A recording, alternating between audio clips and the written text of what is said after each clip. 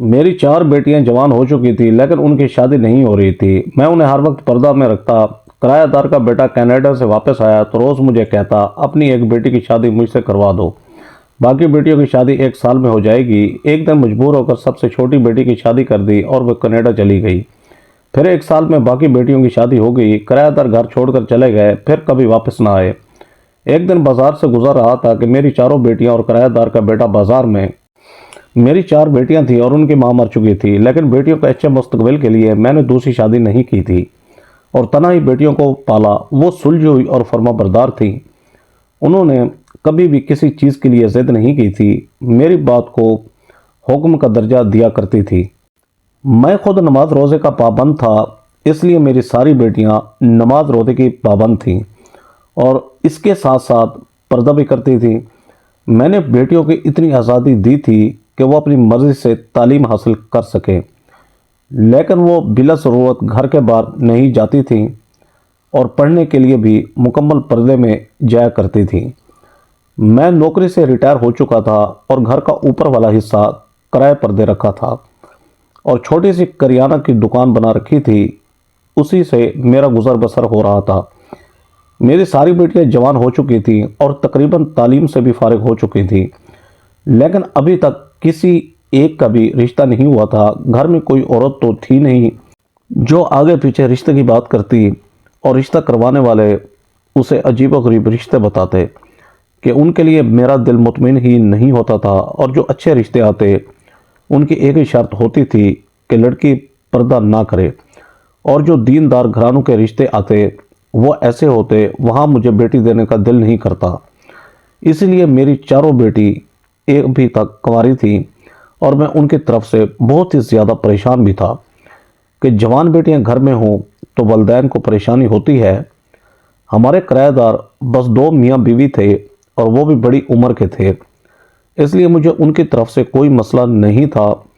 ویسے بھی گھر میں آنے جانے کے لیے باہر سے ایک راستہ تھا اور ان کے گھر میں موجود ہونے کی وجہ سے مجھے بھی تسلی رہتی تھی کہ بیٹیاں گھر میں اکیلی نہیں ہیں۔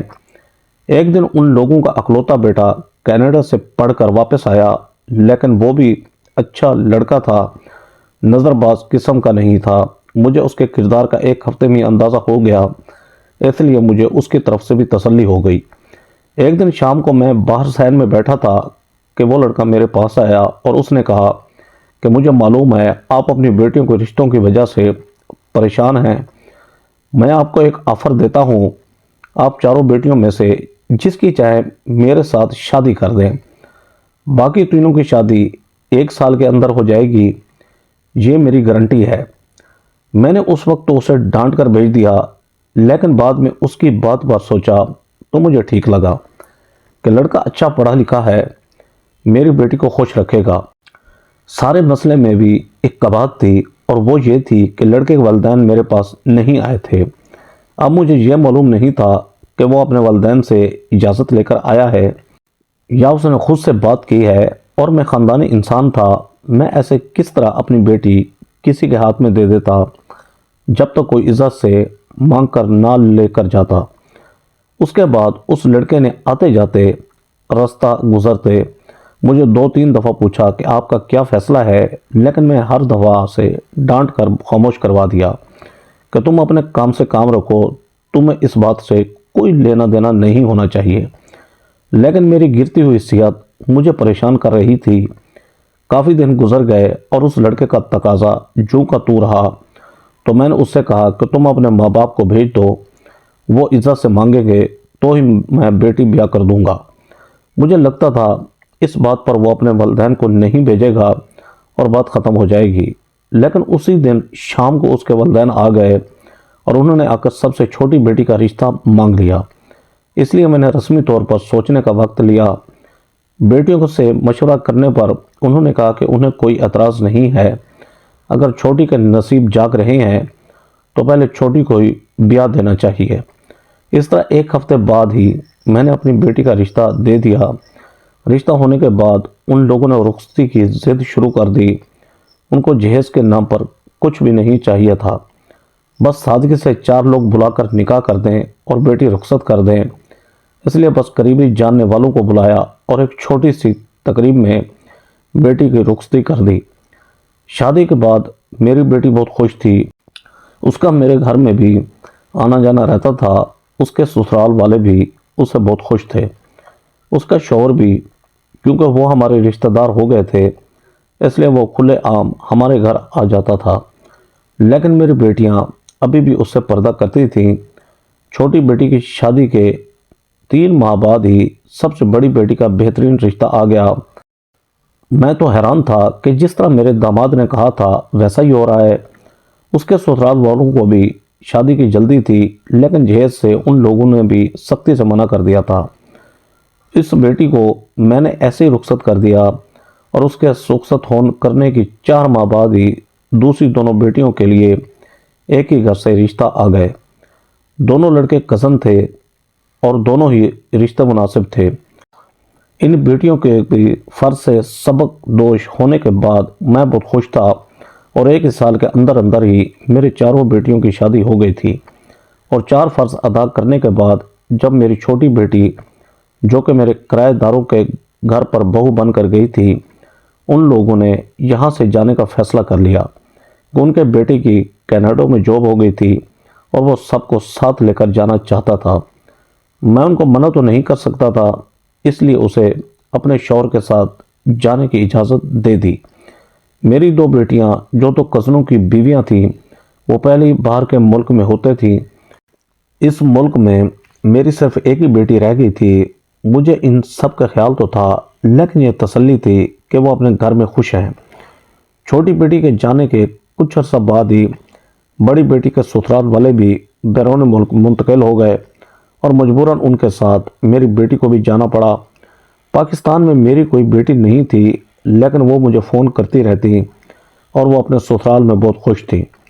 ان کی خوشی دیکھ کر میں مطمئن تھا، بس کبھی کبھار دل چاہتا کہ ان سے ملوں، لیکن اتنی دور جانے کی استطاعت نہیں تھی، اور ویسے بھی وہ الگ الگ ملکوں میں تھی۔ ایک سے ملنے جاتا تو باقی سب سے بھی ملنا پڑتا۔ مجھے لگتا تھا کہ میرے پاس زیادہ وقت نہیں ہے، میری صحت ٹھیک نہیں رہتی تھی۔ میں نے گھر میں ایک ملازم لڑکا رکھ لیا تھا۔ چاروں بیٹیاں میرے منع کرنے کے باوجود وقتاً فوقتاً مجھے کچھ نہ کچھ رقم بھیجتی رہتی تھیں، اور میری اپنی دکان بھی اور پینشن میرے لیے کافی تھی۔ اوپر والا حصہ تو پہلے ہی میں نے کرائے پر دے رکھا تھا، لیکن اپنے گھر کا بھی ایک حصہ کرائے پر دے دیا تھا، اس لیے مجھے پیسوں کا کوئی مسئلہ نہیں تھا۔ زندگی سکون میں گزر رہی تھی۔ ایک لڑکا دکان پر رکھ دیا تھا جو دکان چلاتا تھا، تو ایک لڑکا گھر میں 24 گھنٹے میرے ساتھ رہتا تھا۔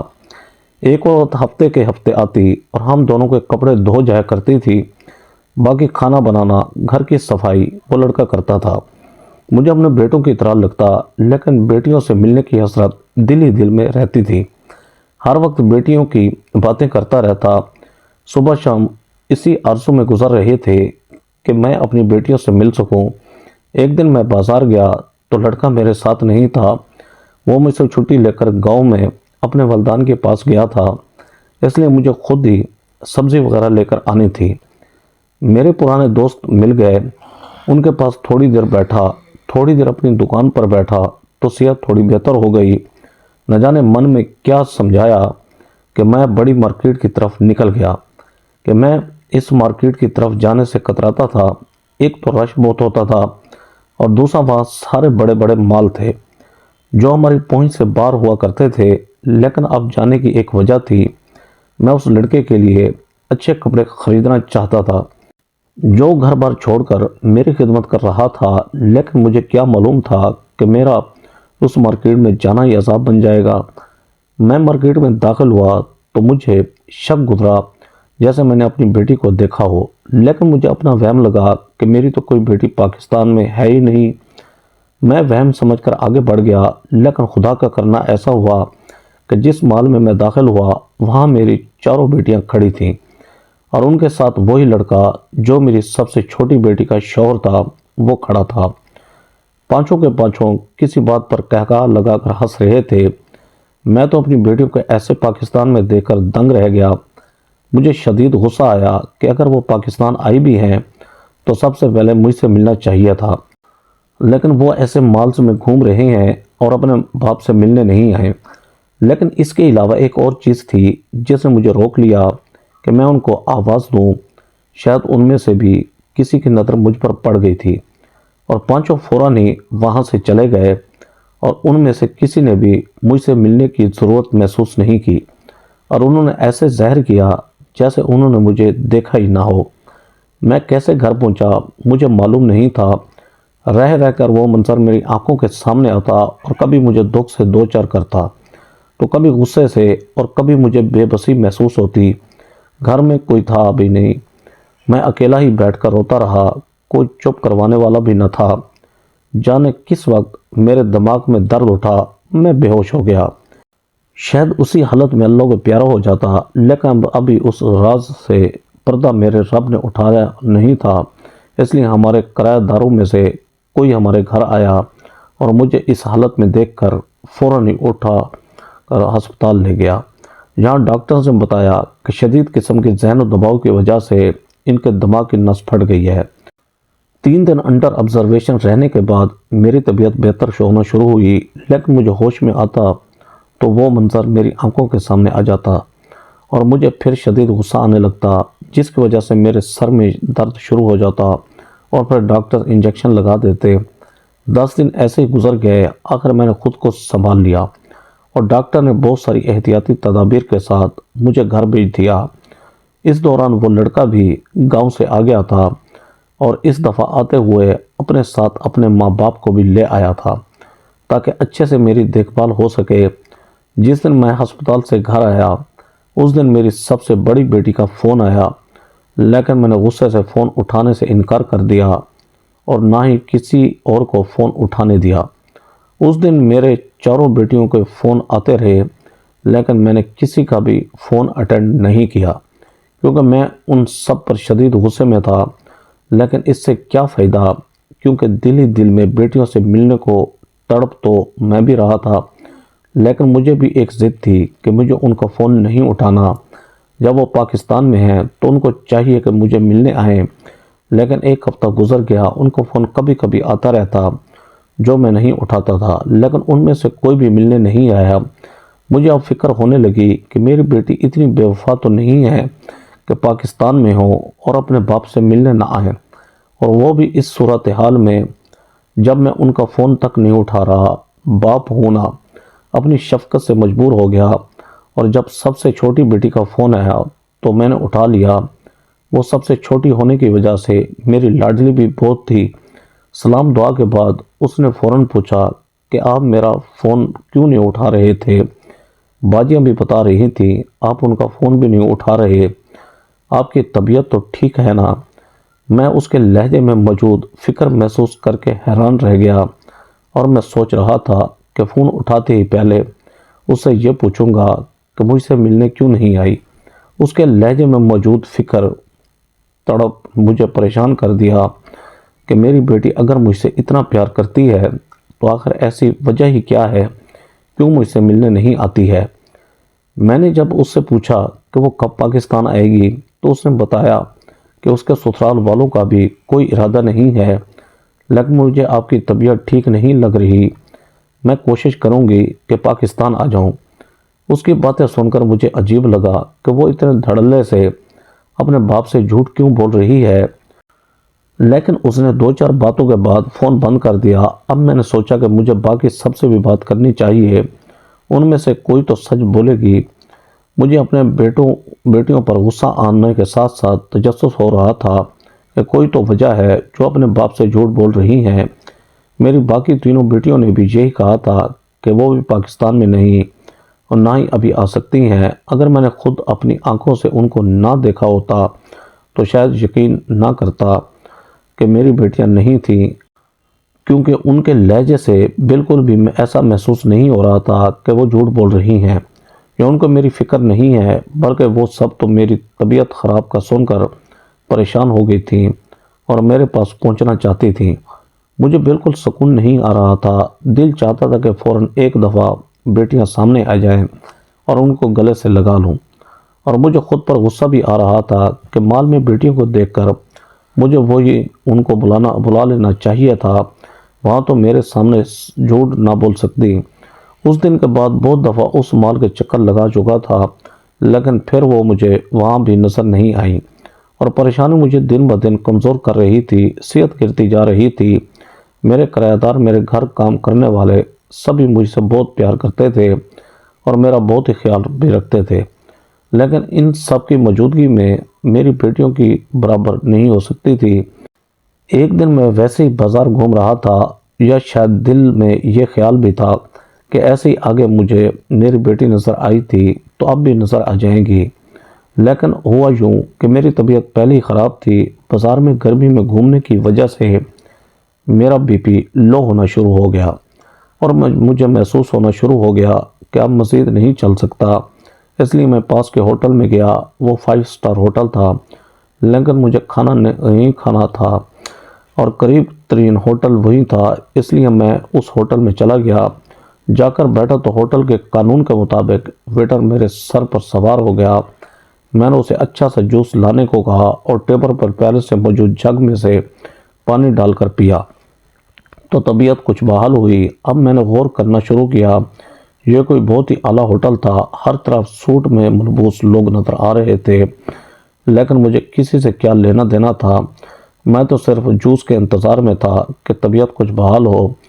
تھوڑی دیر میں ہی ویٹر جوس لے کر آ گیا۔ میں نے جوس پی کر دل ادا کیا، لیکن چلتے چلتے میری نظر دوسری منزل کی بالکنی میں پڑی، اور وہ منظر دیکھ کر میں وہیں جم گیا۔ اس بالکنی میں میز کے گرد میری چاروں بیٹیاں بیٹھی ہوئی تھیں۔ میں نے موقع غنیمت جانا اور تیزی سے سیڑھیوں کی طرف بڑھ گیا۔ ان کو تو شاید خیال بھی نہیں ہوگا کہ اس ہوٹل میں ان کا باپ بھی آ سکتا ہے۔ میں تیزی سے اوپر گیا اور سیدھا ان کے ٹیبل کی طرف بڑھا۔ وہ مجھے دیکھ کر پریشان ہو گئیں، لیکن ایسے زہر گیا جیسے مجھے جانتی نہ ہو۔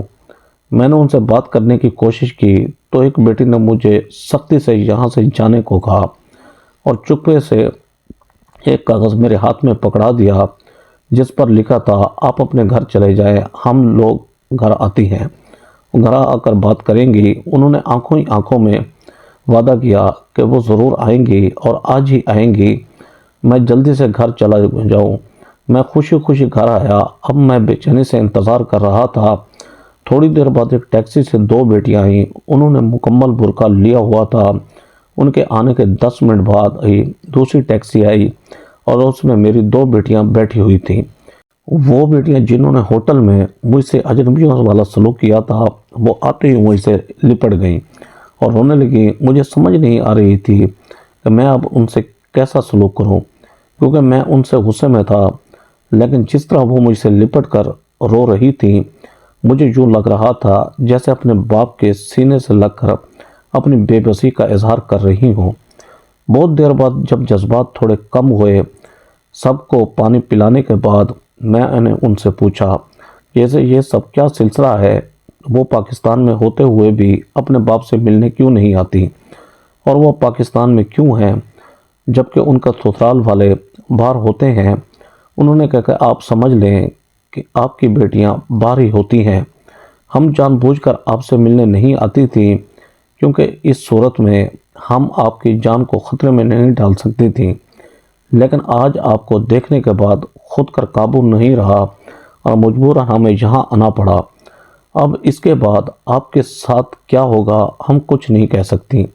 مجھے ان کی باتیں سن کر عجیب لگا کہ ایسی بھی کیا بات ہے کہ وہ ایسی بات کر رہی ہیں، اور آخر بیٹیوں کا اپنے باپ سے ملنے میں ایسی کیا قباحت ہے کہ میری جان کو خطرہ لاحق ہو جائے گا؟ اس کا جواب ان سب کے پاس ہی تھا، اس لیے میں نے ان سے ہی پوچھ لیا کہ آخر بات کیا ہے۔ وہ بھی ایک دوسرے کی طرف دیکھ رہی تھیں، شاید بتانے کی ہمت کسی میں نہیں تھی۔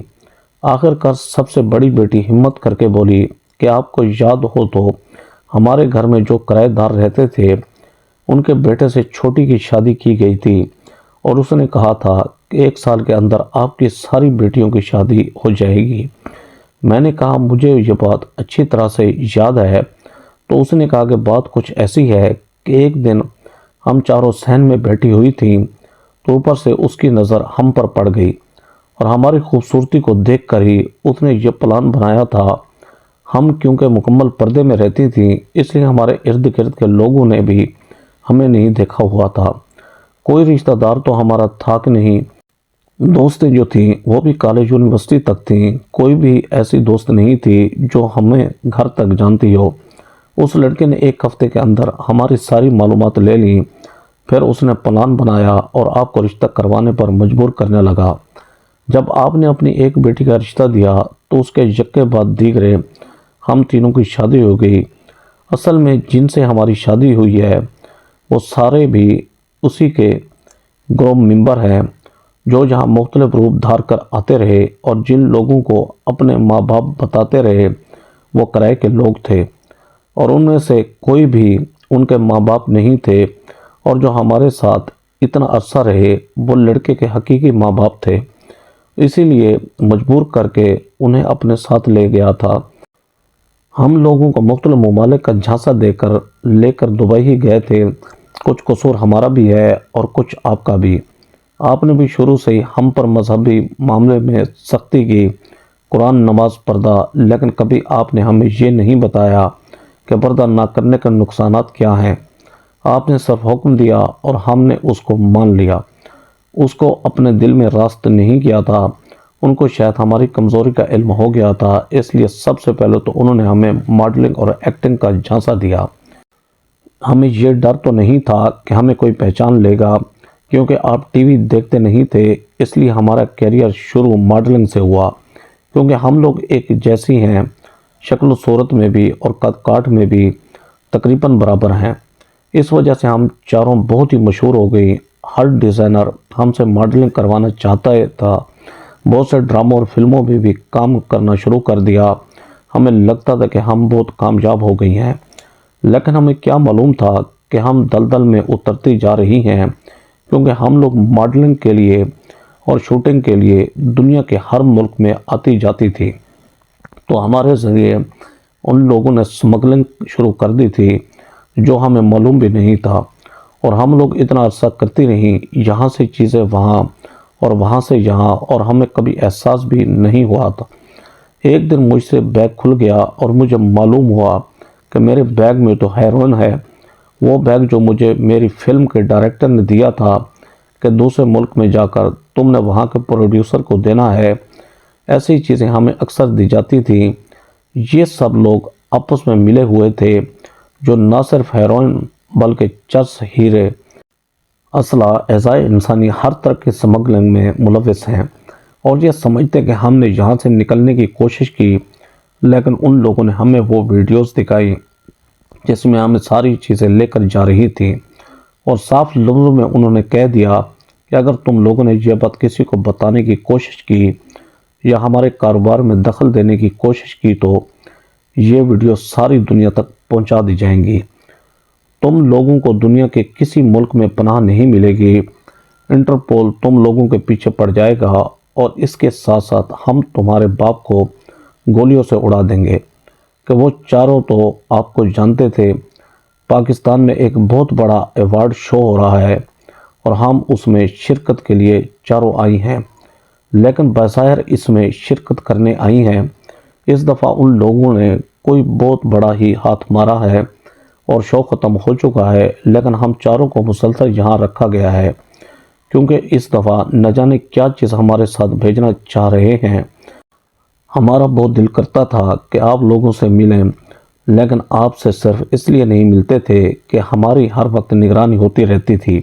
اگر ہم آپ سے ملے تو کہیں آپ کو نقصان نہ پہنچا دیا جائے، اس لیے ہوٹل میں بھی ہم لوگوں نے آپ سے اتنا عجیب برتاؤ کیا، اور اس دن مال میں بھی آپ کو دیکھ کر ہم لوگ وہاں سے نکل گئی تھیں۔ میں بیٹیوں کی بے بسی سن کر حیران پریشان رہ گیا۔ ان لوگوں کو میں نے کہا کہ قانون کی مدد لینی چاہیے تو انہوں نے کہا کہ نہیں لے سکتی، کیونکہ قانون بھی ان لوگوں کے ساتھ ہے۔ نہ جانے کہاں کہاں کس کس کو پیسہ کھلایا ہوا ہے، کیونکہ ایئرپورٹ پر سیکورٹی والے بغیر چیک کیے سامان آگے بھیج دیتے ہیں۔ بہت سی جگہوں پر پولیس ناکے تک میں ان کے سامان کو چیک نہیں کیا گیا تھا۔ اگر چیک کیا جاتا ہے تو وہ لوگ اسی وقت رنگے ہاتھوں پکڑے جاتی۔ اب کسی پر اعتبار ہی نہیں ہے، کسی کو بتائیں جو ہے جیسا ہے ویسا ہی کرنا ہوگا۔ اس وقت وہ چاروں مجھ سے مل کر چلی گئیں اور انہوں نے بتایا کہ بڑی مشکل سے نگرانی کرنے والوں کو دھوکہ دے کر نکلی ہیں، اس لیے زیادہ دیر یہاں رہ نہیں سکتی۔ میں بھی ہوٹل میں بھی ان کے حلیوں کو دیکھ کر پریشان ہوا تھا، لیکن اب مجھے ان کے حلیوں کی بھی سمجھ آ گئی تھی، اور میرے ذہن میں جو اپنی بیٹیوں کے لیے نفرت اور غصہ پیدا ہو گیا تھا اب ہمدردی میں بدل گیا تھا۔ وہ تو مجھ سے مل کر چلی گئیں، لیکن میں باپ تھا، کیسے ہاتھ پہ ہاتھ رکھ کر بیٹھا رہتا۔ میں نے اپنی ساری زندگی کے تعلقات استعمال کیے اور قانون تک سچائی پہنچانے کی کوشش کی، لیکن جو میری بیٹیوں نے کہا تھا وہی ہوا، الٹا مجھے اور میری بیٹیوں کو ہی دھمکیاں ملنے لگیں۔ اس لیے میں چپ ہو کر بیٹھ گیا اور اپنا معاملہ اللہ پر چھوڑ دیا۔ میری بیٹیاں اندر ہی اندر ان لوگوں کے بارے میں ثبوت جمع کرنے میں لگی تھیں، لیکن اللہ کا انصاف بالکل الگ ہوتا ہے۔ اس گروہ کے اندر ہی بغاوت پیدا ہو گئی اور وہ دو گروہ میں تقسیم ہو گئے۔ دونوں گروہوں نے باری باری قانون کو ایک دوسرے کے خلاف ثبوت دیے، اور اس سارے سلسلے میں میری چاری بیٹیاں وعدہ معاف گواہ بن کر بری ہو گئیں، اور انہوں نے جو ثبوت جمع کیے تھے وہ سارے عدالت کو دے دیے اور مجرموں کو سخت سخت سزا دی گئی۔ دوستو، ایسی سبق آموز کہانیاں دیکھنے کے لیے ہمارے چینل شوکت وائس کو سبسکرائب کر کے بیل آئیکن کو دبا کر آل پر کلک کر دیں تاکہ آپ کو آنے والے نیو ویڈیو کو نوٹیفیکیشن سب سے پہلے ملے۔ Thanks for watching. اللہ حافظ۔